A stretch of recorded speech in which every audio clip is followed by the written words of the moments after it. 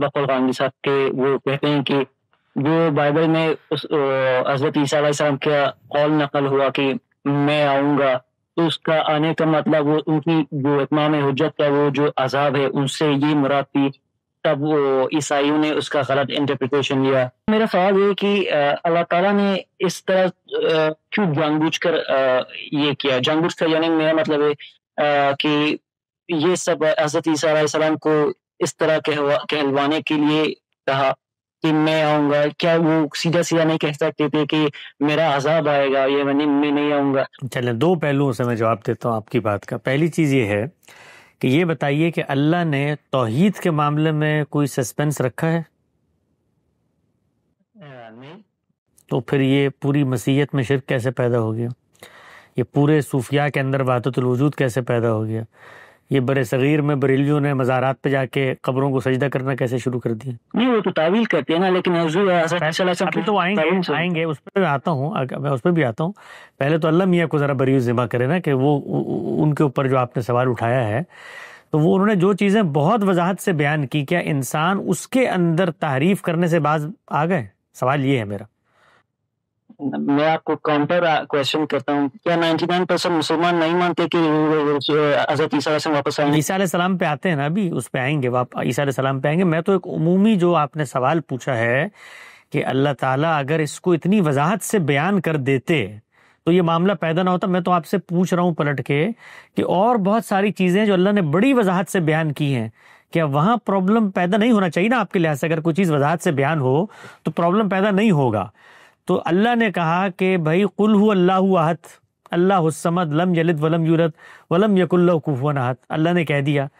تو اس کے بعد صوفیاء نے وحدت الوجود پیدا کیا، پورا کا پورا آپ کے بر صغیر کے اندر جو میڈ ان انڈیا ریلیجن ہے، جس کے اندر مزارات پہ جانا، یہ پوجنا اور یہ نذرانے پیش کرنا۔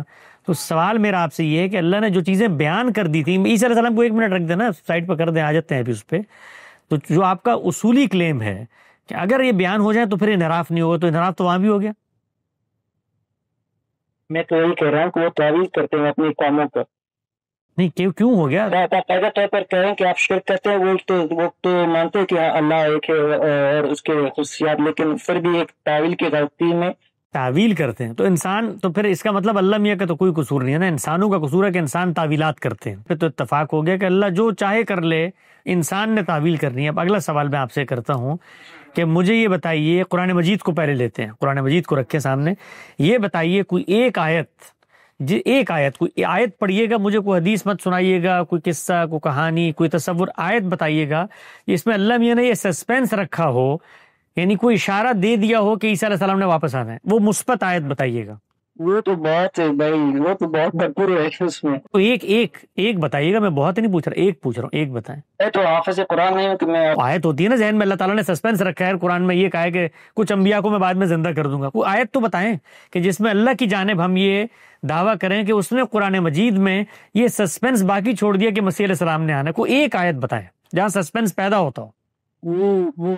یعنی وہاں پہ جو ہم نے حضور کو زندہ اتاریا، رفیع کا لائک وہ آیت پڑھیں، کیا ہے؟ انی متوفی کا، میں تمہیں موت دوں گا۔ اس میں تو واپس لانے کی کوئی بات ہی نہیں ہو رہی، شروع موت سے ہو رہی ہے۔ سسپینس اللہ نے کہاں پیدا کیا؟ وہ تو وفات کی بات ہو رہی ہے نا، نہیں، موت وفات ہوتی ہے۔ دیکھیے یہ سسپینس آپ نے پیدا کر دیا، اسی طریقے سے جیسے اللہ نے کہا تھا کہ اللہ ایک ہے اور آپ نے شرک پیدا کر، اللہ نے کہا میں وفات دوں گا، اب آپ نے کہا وفات کے دو معنی ہوتے ہیں، یہ آپ نے کہاں سے لا کے ڈالی؟ اس میں سسپینس تو آپ نے پیدا کیا۔ یہ سوال تو 99% مسلمانوں کے لیے ہونا چاہیے۔ نہیں، مسلمانوں کو آ جائیں گے، ابھی پہلے اللہ میاں پر رہتے ہیں نا، مسلمانوں پر۔